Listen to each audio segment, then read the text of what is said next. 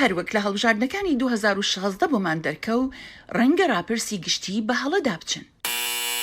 هەر بۆیە پرسیارمان لە دوو شارەزا کرد کە سەجەرەیەکی باشیان هەیە لە پێشبینیکردنی دەرئەنجامی پێشبڕکێی سەرۆکایەتیدا. Alan J. Lichtman, Distinguished Professor of History. من ئالن لیچمن پرۆفیسۆری مێژوو لە زانکۆی ئەمریکی و بە سەرکەوتوانە لە وەتای ساڵی 1984ەوە پێشبینی دەرەنجامی نۆ هەڵبژاردنم کردووە. من هێلموت نۆرپوت پرۆفیسۆری زانستە سیاسیەکان لە زانکۆی ستۆنی بروک بە گوێرەی لێکۆڵینەوەیەکم کە تا ساڵی 1912 دەگەڕێتەوە 25 لە کۆی گشتی 27 هەڵبژاردن بە دروستی پێشبینی کردووە. باشە ئەی بە گوێرەی بیرکردنەوە و لێکۆڵینەوەی زانیاری و فەلسەفی؟ لیچمن سیانسە فاکتەر بەکاردەهێنێت بە وەڵامدانەوە بە دروستە یا هەڵەیە سەبارەت بە تەورەکانی وەک ئابووری و سیاسەتی دەرەوە، یەکریزی پارتیەکەش، هەروەها کاریزمایی کاندیدەکە. هەر وەڵامدانەوەیەک بە دروستە خاڵێک بۆ کاندیدەکە دەباتەوە، لە حاڵەتی وەڵامدانەوە بە نەخێر ئەوە خاڵێک بۆ ڕکابەرەکەی دەچێت.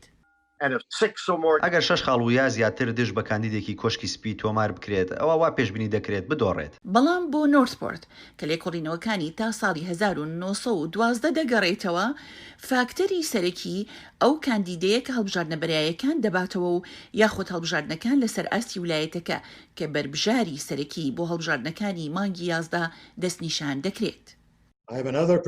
هەروەها فاکتەرێکی ترم بە بەرچاو گرتووە ئەگەڕێتەوە تا بەر لە 200 ساڵ، ئەویش بۆ پیشبینیکردن زۆر گرنگە. ئەی بڕیاری کۆتایی؟ من پێشبینی دەکەم دۆناڵد ترامپ بۆ ساڵی 2020 لە سەدا 91 دەرفەتی بردنەوەی هەڵبژاردنەکەی هەبێت. من پێشبینی دەکەم دۆناڵد ترامپ لە ساڵی 2020 دا بدۆڕێت.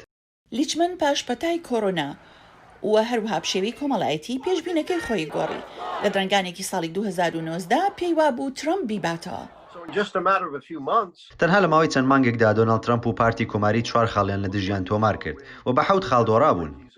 بەڵام بۆ نۆرتپۆرت پێشبینەکانی سربەخۆیە، نەپەتاکە و نەخۆپیشاندانەکان کاریگەری لەسەر بڕیاری کۆتایی هەبووە.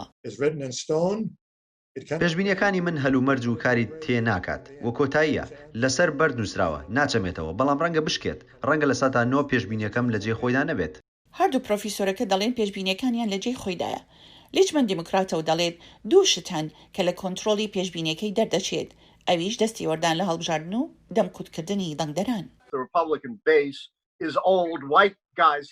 بناغی کۆماریەکان خەڵکانی سپی پێستی بە تەمەنی وەک منن کە ژمارەیان کەم بووەتەوە. ئەوان ناتوانن ژمارە زیاد بکەن، بەڵام ئەتوانن دەنگی دیموکراتەکان لە کەمینەکان و گەنجان و دەمکوت بکەن. ئەوەش مای نیگەرانیمە. هەرچەندە نە لیچمان و نە نۆرتپۆرت لە پێشبینیەکانیان ڕاپرسی گشتی بەهێند وەردەگرن. ئێمە ژین لە سەردەمی بەلاوەنانی کلتور و هۆشیاری سیاسی. ڕەنگە هێندێک کەس ناتوانن بڵێن پشتیوانی ترامپ بکەن، چونکە لەگەڵ زۆر کەسانی تردا ناگونجێت. سائیدی هەچ کەسێک هەڵبژاردنەکەی ئەم ساڵ بەرێتەوە لەبیرتان نەچێت سەرەتا ئەم دوو پیاوە پێشبینیان کردبوو.